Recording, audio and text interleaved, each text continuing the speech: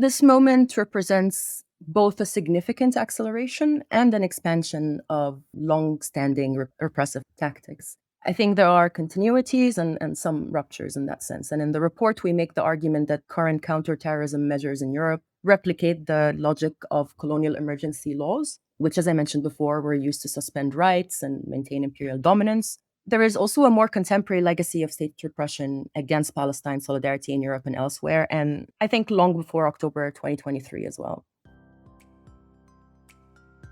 From Al-Shabaka, the Palestinian Policy Network, I am Yara Hawari, and this is Rethinking Palestine. Since the start of the genocide in Gaza, European governments have escalated their instrumentalization of counter-terrorism measures to criminalize Palestine solidarity groups. From prescriptions to fabricating narratives around extremism, these efforts and more have made it increasingly clear that there is a pattern of repression that is being used to demobilize opposition to the Israeli genocide against Palestinians in Gaza. The European Legal Support Centre, the ELSC, has published a new report detailing these efforts across Europe, and in particular in the UK, the Netherlands, Germany, and France. Joining us to discuss the findings of this report is Amira Hala. Amira is the research officer at the ELSC and the lead author of this new report. She holds a PhD in international relations, where her research focused on how ideas of normal and deviant behavior are used as tools of authoritarianism. Amira, thank you for joining us on this episode of Rethinking Palestine. Thanks for having me, Yara.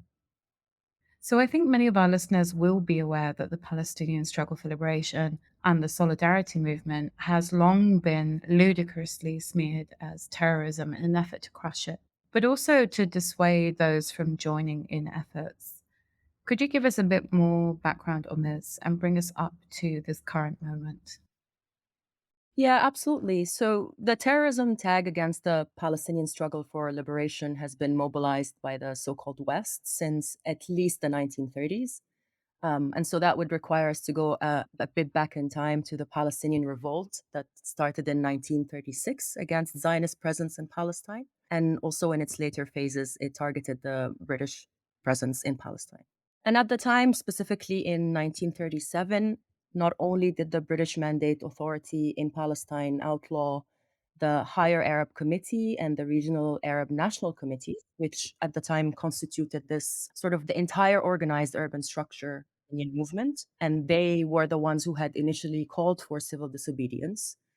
But the British mandate also appointed a chief advisor on terrorism and policing in Palestine. And this person was Charles Tigart, appointed in November 1937. And, his big ideas included building about 70 concrete fortresses at all the main lookout posts across the country. And he also had this kind of huge wire fence put up along the 80-kilometer border with Lebanon and Syria. And all of this was done to try and stop foreign weapons and fighters from getting in and any kind of support for the revolt in Palestine from reaching Palestinians. And this whole strategy was also basically just using a playbook that he himself had written from his time dealing with anti-colonial rebellions up in northern India. And so in this report that we recently published, we make the connection between today's framing of Palestinians and Palestine solidarity as terrorism, as well as the colonial logic of emergency rule that acted as the legal veneer for suspending rights. And so I guess it's also important to note here that the repressive modalities that were used by Britain against Palestinians during the 1936 revolt, or those by France against Algerians in Algeria and by Germany in Namibia and so on, these kinds of modalities were never really purely colonial inventions. And so this is obviously very relevant to today's banning and proscription of Palestine solidarity groups in Europe. These modalities of repression themselves also emerge from a back and forth between metropole and colony. So they form a kind of a connected history of controlling populations both at home and abroad. But that's, of course, not to deny that the intensity and legal permissibility of violence were, of course, undoubtedly greater in the colonial sphere. But essentially, it's the underlying doctrines of surveillance, population control, and categorizing groups as so-called internal enemies. These things were developed and refined through this kind of constant exchange between between the metropole and the colonial contexts. And I think that it's important also, I think, to note that this long history of figuring anti colonial resistance as terrorism is what really makes this framing of Palestinians and their allies as terrorists so powerful.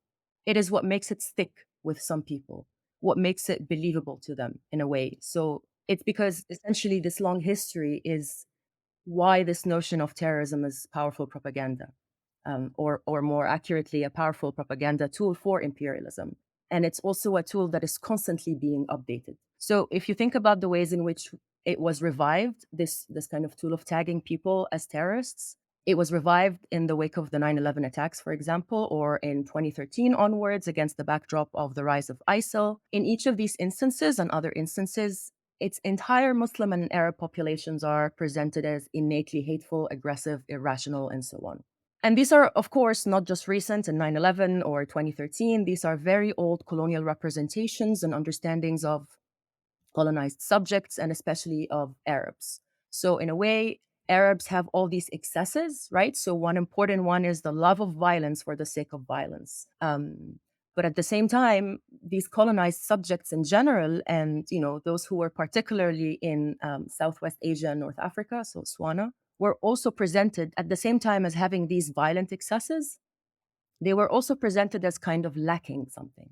So that something is usually, and we hear this all the time, unfortunately, until today. So lacking civilization, lacking capacity to develop modern sensibilities. And of course, the latter includes the capacity to self govern.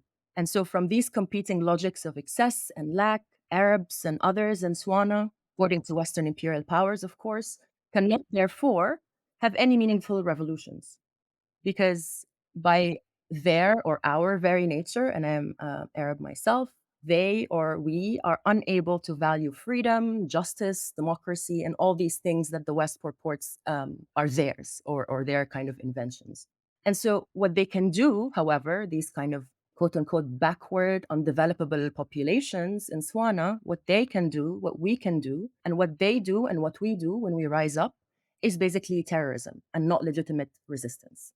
And so today, not only have European and more generally Western governments, of course, branded resistance in Palestine as terrorism, but they are also using so called counterterrorism measures to ban Palestine groups, or rather, sorry, Palestine solidarity groups in Europe. And why is that? The most obvious reason is obviously to silence the massive public opposition to the genocide and to protect their own complicity. And this has been a coordinated effort between governments, Zionist lobby groups, and arms manufacturers who have a financial stake in all of this. But they also have, these European and Western governments, an interest in maintaining the notion that Palestinian resistance and Palestine solidarity constitute terrorism and are, of course, also quote unquote externally funded and encouraged by, let's say, Iran, not for the purposes of liberation. So it's important for these European governments, European states, Western states to make it seem as though Palestinians, for example, are not resisting because they are colonized, but because there's some sort of external pressure on them to do so, or there is a financial motivation because somewhere like Iran, for example, gives them the money to do that. And so they're not doing it for the purpose of liberation, but for merely orchestrating chaos. And so this allows the West to appear civilized against all these kinds of allegedly barbaric others and positions the Israeli ethno nationalist and settler colonial project as necessary against the so called Islamic terror. And so this is precisely where the myth that the Zionist entity is the quote unquote only democracy in the Middle East comes from. Amira, it's really interesting that you started nearly 100 years ago because I think most people would think to start post 9/11 and the so called war on terror era, which is where we see the use of the notion of terrorism really on steroids. So I think it's really important to recognize that this is something that has been used and weaponized against people of the East and in particular Muslims and Arabs for nearly the last century. Absolutely, it has been. And, as I said, it's not just about Palestine or Palestinians, although it's important for us to also specify exactly how this happens to Palestine and Palestinians. But as I said, It's coming directly from the colonial playbook, right? So it's and it's been used also in the heart of Europe itself to basically halt resistance, even resistance that has a lot to do just with internal struggles. So, for example, struggles in Britain for democracy and republicanism. Very similar tactics have been used against dissenters decades ago. So, given this extensive history that you've briefly laid out for us, what is so distinct about this moment in the repression? Or is it merely an acceleration of repression? I think this moment represents both a significant acceleration and an expansion of long-standing repressive tactics. I think there are continuities and some ruptures in that sense. And in the report, we make the argument that the current counterterrorism measures in Europe replicate the logic of colonial emergency laws, which, as I mentioned before, were used to suspend rights and maintain imperial dominance. But there is also a more contemporary legacy of state repression against Palestine solidarity in Europe and elsewhere. And I think long before October 2023 as well.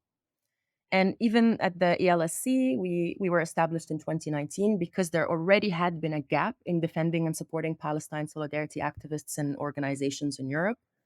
Um, and long before 2023 and long before 2019, when we were established, we see the kind of vague definitions of terrorism and how they've been used as a tool of state control and also relying predominantly on the racist tropes I mentioned before.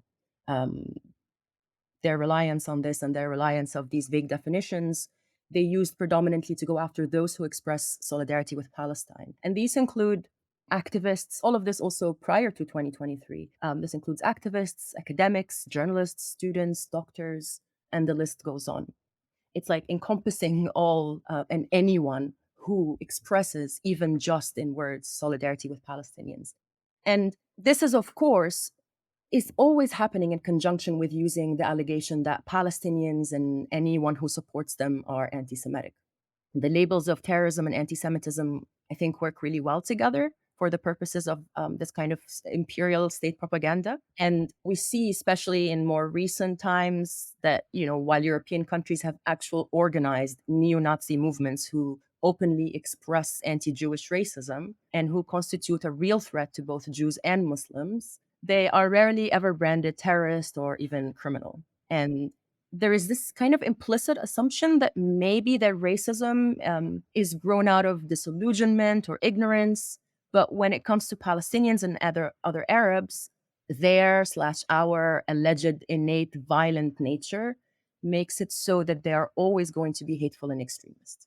And anyone in solidarity with them, with Palestinians, especially if that person is white, they're either merely brainwashed or naive. And that's, of course, according to state propaganda. But this has not been working as it had in the past. Obviously, as we see the increasing awareness around settler colonialism in Palestine, and gradually, and even before October 2023, Palestinians, whether in Gaza or elsewhere in Palestine, have been able to show us a lot more clearly now that they have some access to the outside world through social media, for example. And it's important to note that this access had been completely denied in the past. And now, of course, we see attempts at restricting it over and over again. But nevertheless, they have been able to show us what settler colonialism, ethno nationalism, and Jewish supremacism look like in real time. So I would say that the escalating response, in part, is because more and more people are learning the truth and more often than not taking action against the Zionist project. But I think, of course, that October 7, 2023 constituted this really important moment for the West to update yet again the racist tropes around the innately violent and lacking and therefore terrorist Arab. So they wanted to make sure that Palestinians are never seen as freedom fighters. They didn't want anyone, from direct action groups to academics, to legitimately and convincingly discuss Palestinian anti-colonial resistance. And the thing is that, you know, there is a lot of work by these imperial governments that goes into framing the struggle for Palestinian liberation as terrorist. It is not something that comes naturally to the outside observer, because simply anyone who has access to an internet connection can easily understand the reality of what is going on.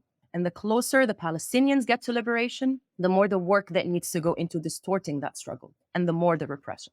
And so in the report, we show that the current moment marks a somewhat distinct acceleration, in the sense that there had been a systematic and coordinated proscription across Europe in multiple countries. And so these countries, specifically, we focus on Germany, Britain, and France and the Netherlands, although the proscriptions have not fully happened in all the countries, only in Germany and Britain, but it's very much evident that they are in the process of doing so.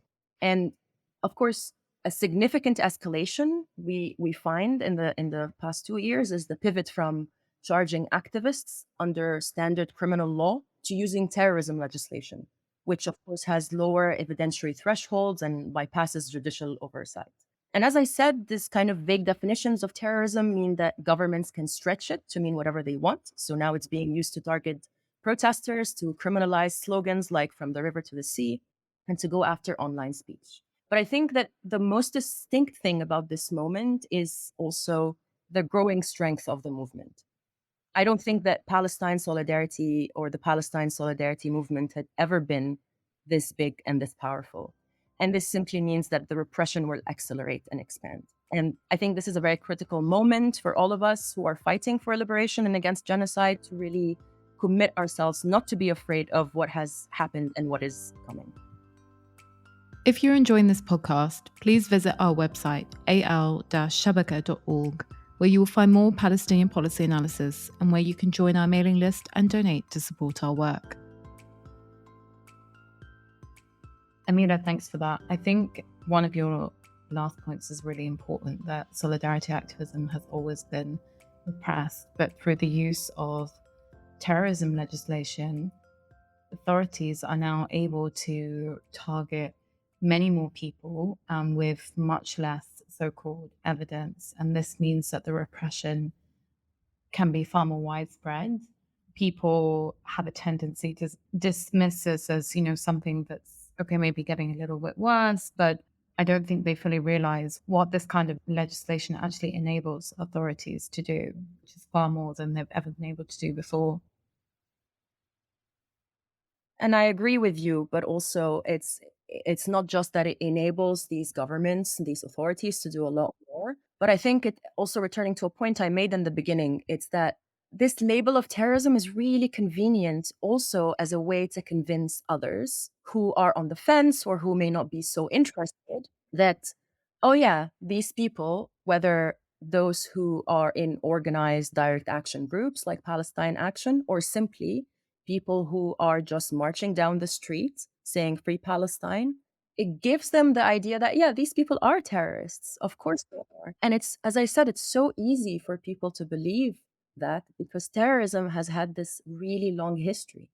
And it's like people have successfully been conditioned to understand Palestine, to understand Arabs, to understand Muslims, to understand others with a big O in these specific terms. And these specific terms stick because of their history, but not just because of their history, because they keep being updated over and over again. So you mentioned 9/11, right? So, and there were moments prior to 9/11 as well. So there are so many instances where this is updated and reinforced, hammered into the brains of the general public. And I think that's why terrorism, whether legislation or just discourse, is very powerful in that sense. But I think also at the same time is slowly but surely being kind of challenged. Yeah, I would agree with that. I think it's been very effective, especially in the last 2 years, but perhaps even more, the ability of the solidarity movement to push back against that kind of narrative and framing, not just about Palestine, but beyond, has also increased. And I think because out of necessity. Amira, I'm wondering if you could share some of the case studies that this report you worked on looked at. Yeah, of course. So, as I said, the report focuses on four main countries that the ALSC has worked on for years and where we see this tool of prescription being used or potentially going to be used. But today I'll focus on two case studies specifically. So, the recent prescription of the direct action group, Palestine Action in the UK, and then also the kind of really imminent threat of dissolution of the group Urgence Palestine in France. And excuse my French. So first, let's talk about Palestine Action in the UK. Palestine Action describes itself as being committed to ending global participation in the Israeli genocide against Palestinians. And their primary method is direct action. So this means specifically targeting the facilities and assets of Elbit Systems, which is the largest Israeli weapons manufacturer, and which is, of course, um, profiting or has been profiting from the murder, maiming, and displacement of Palestinians for the past 2 years, but not only. And for 5 years, Palestine Action has conducted a campaign against businesses and institutions that are complicit in the continued colonization of Palestine. And they, of course, escalated their actions significantly after the beginning of this genocide in October 2023.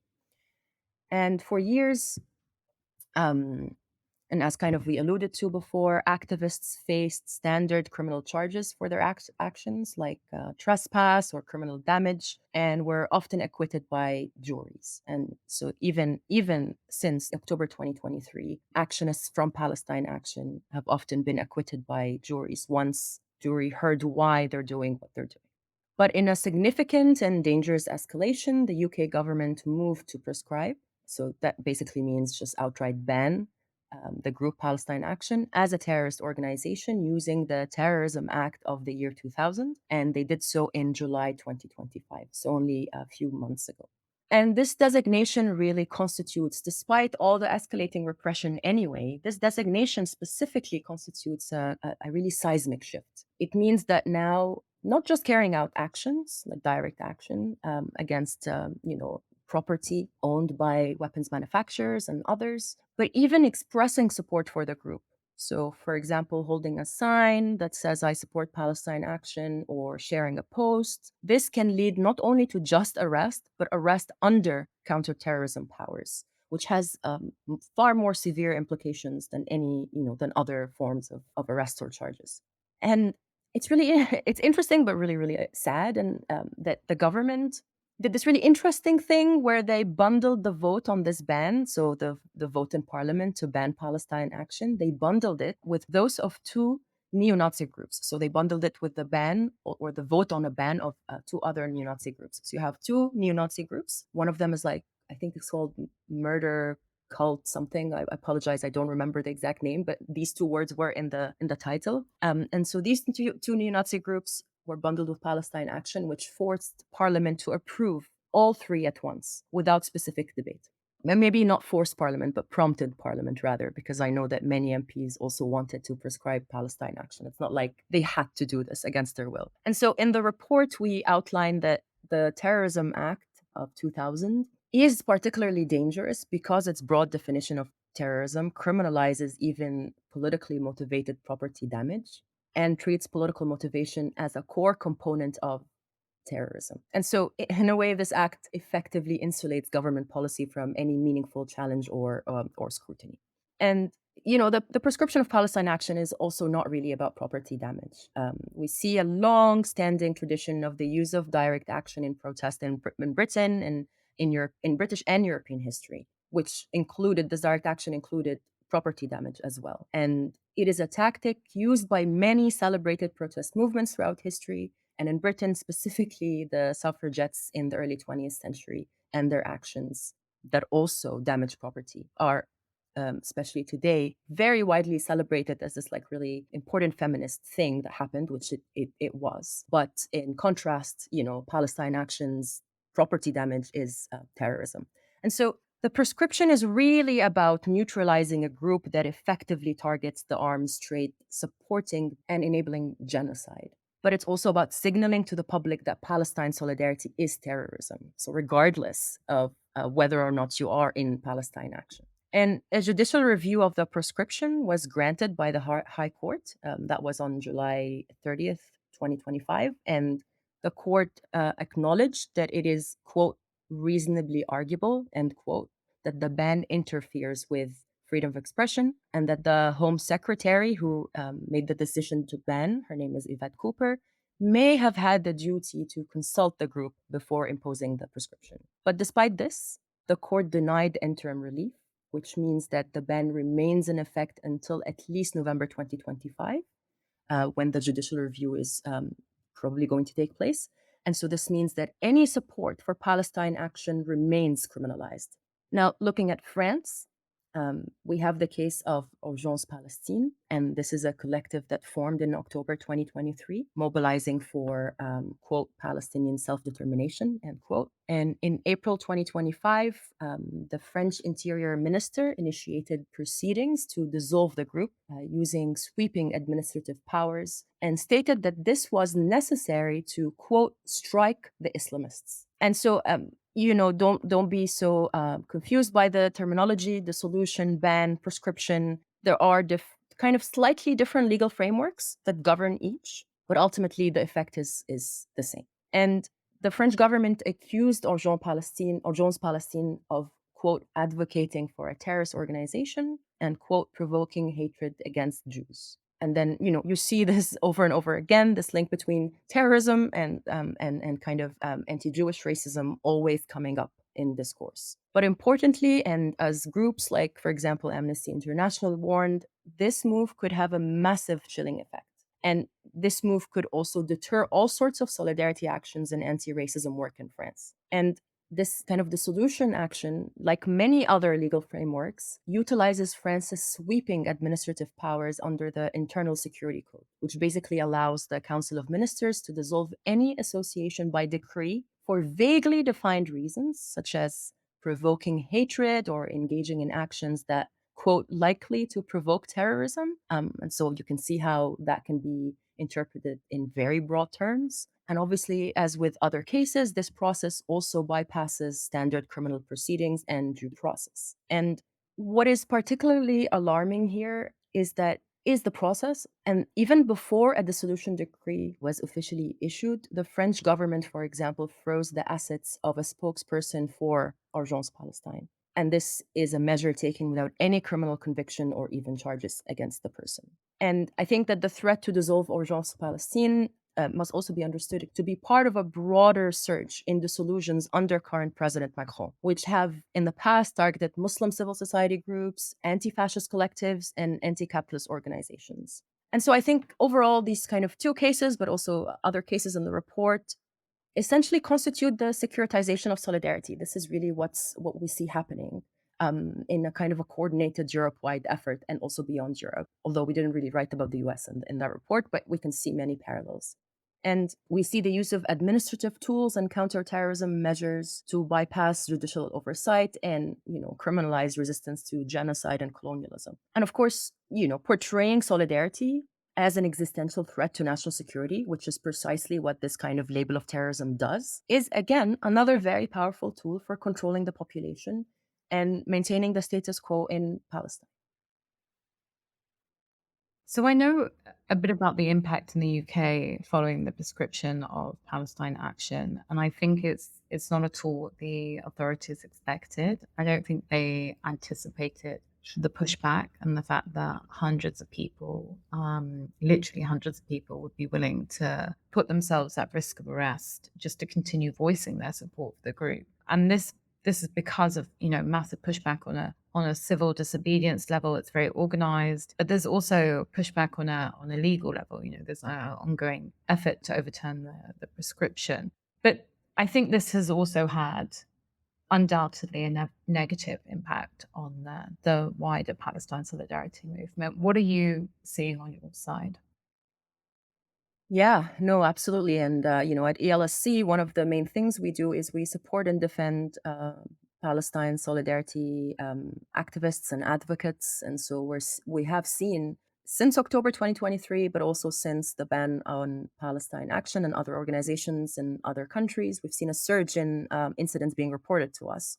Um, and as you said, you're right. The prescription and kind of this securitization of Palestine solidarity groups have had a significant but also intentional chilling effect on the broader movement. Because ultimately, unlike what these governments claim, this is about suppressing resistance to genocide and criminalizing basic tactics of solidarity. This is about creating widespread confusion and fear amongst people.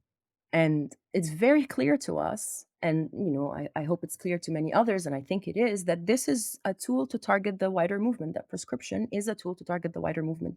It's not just about Palestine Action in Britain. It's not just about Samadun in Germany. It's not just about Urgence Palestine. It's not about, so and so and so. And there have been, as you said, many, many arrests connected to the proscription. And so, for example, recently, I mean, maybe last month or something like that, a protester in Kent was threatened by armed police. So Kent in the UK was threatened by armed police for holding a sign that read "Free Gaza." And officers were claiming that this phrase itself could be interpreted as support for the now proscribed Palestine action. And so you see that this ban is leveraged to suppress even basic expressions of support for Palestine. And already, as you said, the UK has seen hundreds of arrests since the proscription of Palestine action. And these are people who are merely holding protest signs reading, "I oppose genocide, I support Palestine action." They were taken in the hundreds by police in custody. And so, as I said, the primary goal of these bans is to intimidate the broader public and deter from participating in solidarity actions. And this widespread and confusion about what the bans mean in practice is intentional. And like even recently, even before the prescription or the dissolution of Urgence Palestine in France. So, it hasn't happened yet. But even just the discourse about banning it, Amnesty International, for example, has warned that this dissolution of groups like Urgence Palestine in France would have a quote deterrent effect on all individuals and organizations engaged on solidarity actions with the Palestinian people. And so this is a key impact of prescriptions. They are in themselves designed to paralyze political organizing and enforce silence in the face of genocide. But the repression also extends beyond formal bans into everyday surveillance and particularly targeting Muslim communities and activists. And these are kinds of the precursors to the prescriptions and the bans. They are the real kind of the heart of the work of this kind of counterterrorism framework. And so, for example, in the UK, you see the Prevent strategy. So, this is a kind of a pre criminal counterterrorism arm of the state established in 2003 with stated purpose of stopping people from becoming terrorists or supporting terrorism. And this happens through the Prevent program by identifying and intervening with individuals deemed at risk of so called radicalization. And so basically, this pre criminal counterterrorism arm mandates, for example, that teachers, doctors, social workers report political expression. So, such as displaying Palestine flags or chanting for an end to genocide, they report them as potential radicalization, and that's encouraged even before October 2023. And between October 2023 and January 2024, just in that really brief period, it's been reported that over 100 school children and students in the UK faced prevent referrals for supporting Palestine. And universities are also major sites of securitization. So, Palestine solidarity activism is heavily monitored as a potential security threat. So, for example, at Leiden University in the Netherlands, and since 2023, counterterrorism measures transformed the campus into this kind of surveillance zone with undercover guards and ID checks, and also very ridiculously framing academic subjects like conflict studies as potential vectors of terrorism and militant activism. And this is really like this institutional paranoia really also mirrors precisely what's happening with the Prevent strategy in the UK, for example, and something that treats political engagement with Palestine as inherently suspect. Another impact that we're seeing on the rise now, specifically, and so you find that repression not only escalates and accelerates, but also expands, right? And so right now we're seeing, for example, the rise on of entry bans. Migration and movement across borders is really impacted. So, for example, the Netherlands prevented Salmedoon's Europe's coordinator from speaking at a Dutch university. And of course, Salmedoon, Palestine Prisoners Network, was banned in Germany already in 2023. And maybe, hopefully not, but maybe other countries will potentially follow suit, other European countries banning Salmedoon as well. And Salmedoon is one of the case studies we also write about in the report. And finally, we also see a pattern where states and intelligence agencies It's as though they do it in kind of stages. So first, there is this stigmatization and securitization of solidarity in political declarations and in kind of general media discourse, which then legitimizes surveillance, and then that finally outlaws the groups entirely. So, for example, the German Domestic Intelligence Service labeled Samedun as extremist, which then granted authorities greater power to survey activists. But then similarly, the boycott, divestment, and sanctions, the BDS movement, has also in Germany been branded as, quote, secular Palestinian extremism, which also paves the way for future bans. And so you can see that this impact, and these are just a few examples. There's house raids, there is intimidation, there is smearing, there is all sorts of things. The impact on the wider movement is really kind of multi pronged and really goes far beyond targeting specific organizations. It's all about creating a hostile environment for any form of Palestine solidarity by, criminalizing groups, speech, symbols, embedding surveillance in public institutions like schools and universities, and of course using administrative and powers and counterterrorism measures to intimidate and silence activists.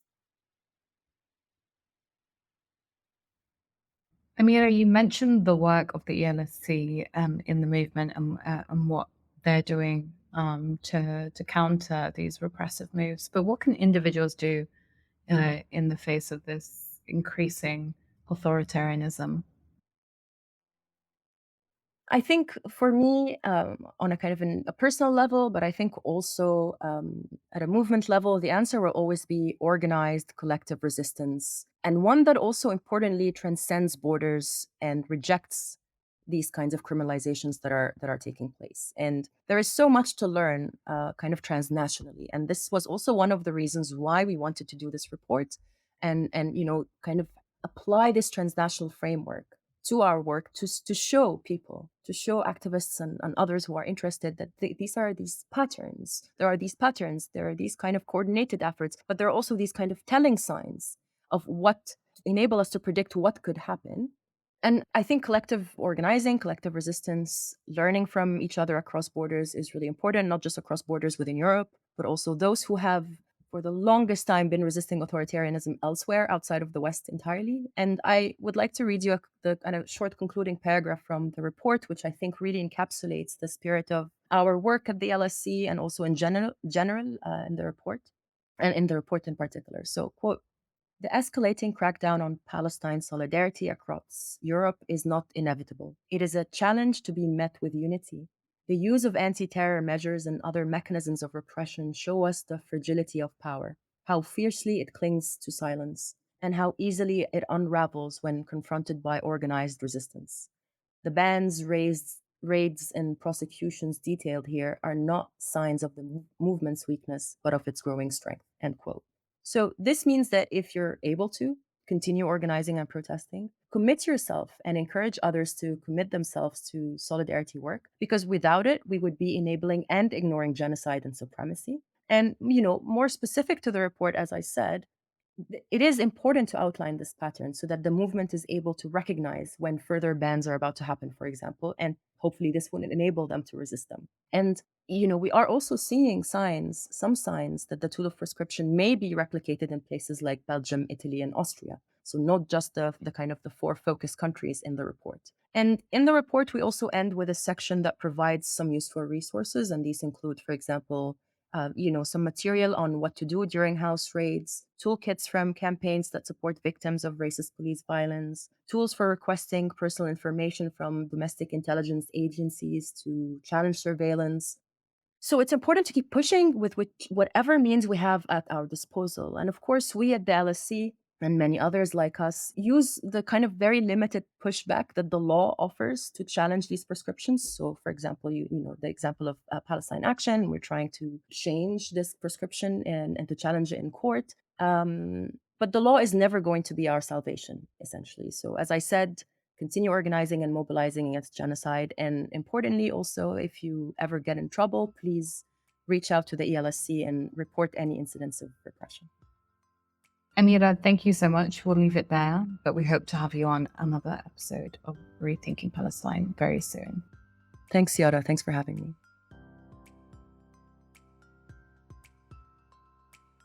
Rethinking Palestine is brought to you by Al-Shabaka, the Palestinian Policy Network.